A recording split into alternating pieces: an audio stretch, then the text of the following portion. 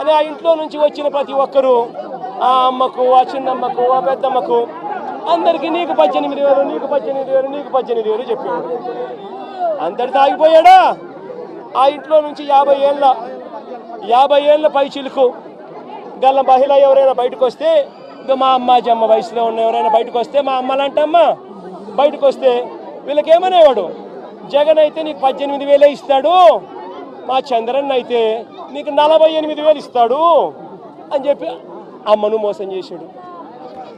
ఇంట్లో నుంచి ఒక 20 ఏళ్ళ పిల్లోడు బయటకు వస్తే ఏమనేవాడు? నీ పేరేం పేరమ్మా? ప్రకాష్. ఇట్లా ఇంట్లో నుంచి బయటకు వస్తే ఏమనేవాడు? ప్రకాష్ నీకు నెలకు 3,000, నీకు సంవత్సరానికి 36,000, నిరుద్యోగ వృత్తి నీకు ఇస్తాను. నేను అడుగుతా ఉన్నానయ్యా, ఎన్నికలు అయిపోయి 4 నెలలు అయిపోయింది. ప్రజలందరూ ఎదురు చూస్తూ ఉన్నారు. పిల్లలు బడులకు కూడా పోవడం మొదలుపెట్టాడు.